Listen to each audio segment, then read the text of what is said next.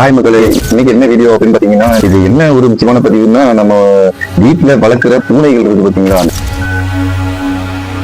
இந்த பூனைகள்கிட்ட இருக்கிற நோய், அதாவது நம்மளுக்கு தாக்கக்கூடிய நோய்கள் பூனைகிட்ட இருந்து எப்படி வருது அப்படிங்கிறத வந்துட்டு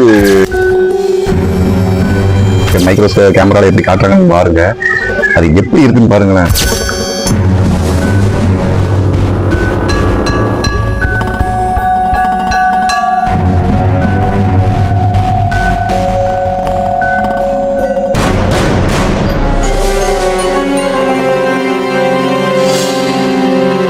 பாத்தீங்களா எவ்வளவு ஒரு கொடூரமா இருக்கு பாருங்க. நம்ம இது தெரியாம தான் இந்த இதை வந்துட்டு நம்ம இப்போ கொஞ்சி குடவிக்கிட்டு நம்ம வீட்டுக்குள்ள சகஜமா குழந்தைகளோட விளையாட விடுறோம்.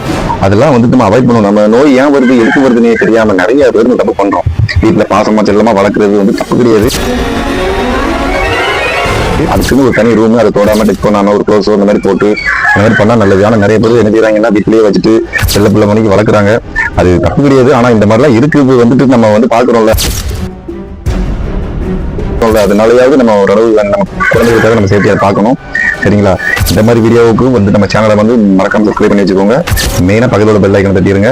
இந்த மாதிரி பதிவுகளை மெயினா வந்துட்டு உங்க ஃப்ரெண்ட்ஸ் அண்ட் ஃபேமிலிக்கு ஷேர் பண்ணுங்க. எதுக்கு சொல்றாங்க கேட்டீங்கன்னா, அவங்க வீட்டுல பூனைகள் இந்த மாதிரி நாய்கள் இந்த மாதிரி வச்சிருக்காங்க அப்படின்னா அவங்க கிட்டே இதை காட்டுங்க. வந்துட்டு ஒரு அவேர்னஸ் வீடியோவே அவங்களுக்கு இருக்கட்டும்.